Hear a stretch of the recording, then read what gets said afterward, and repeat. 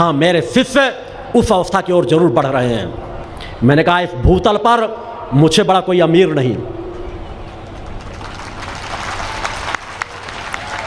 मैं इन अमीरों के साम्राज्य को धूल में मिलाने की सामर्थ्य रखता हूं। वह शक्ति लेकर बैठा हूं। मैं उस शिखर से आया हूं। मैं सच्चिदानंद का अवतार हूं। शक्ति पुत्र के नाम से संबोधन है, मगर सच्चिदानंद की पूर्ण शक्ति लेकर समाज के बीच आया हूं। उस ऋषि का एक अंश हूं। उस ऋषित्व का जीवन जीता हूं। शिखर से शून्य की यात्रा तय करने आया हूं कि शून्य में रहकर अपने अस्तित्व को मिटा दूंगा और इस तड़पती कराती हुई मानवता को अपने समान एक नहीं करोड़ों करोड़ों लोग ऐसे शक्ति साधक तैयार करा दूंगा जो सर कटा सकते हैं मगर सर झुका नहीं सकेंगे। उस यात्रा का जीवन जीता हूं।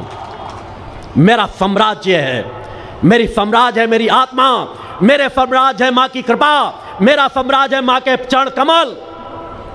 वह है मेरा साम्राज्य जो मुझसे कोई नहीं छीन सकता। यह तन छीन सकता है मगर आत्मा में बैठी उस चेतना को हटाने की सामर्थ्य किसी में नहीं है। मैं धन संपदा को लेकर बैठा हूं। मैं अकेला ही नहीं, मेरी 11 दिव्य चेतनाएं।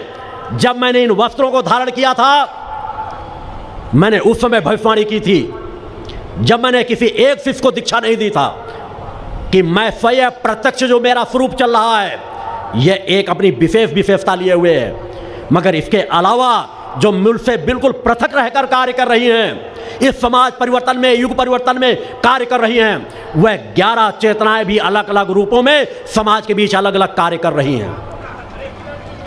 समाज का परिवर्तन आना सुनिश्चित है, वह कार्य बराबर चल रहा है। तुम अपने आप को संवारो, अपने आप को पहचानो, तुम बदल जाओगे, जग अपने आप बदलता चला जाएगा।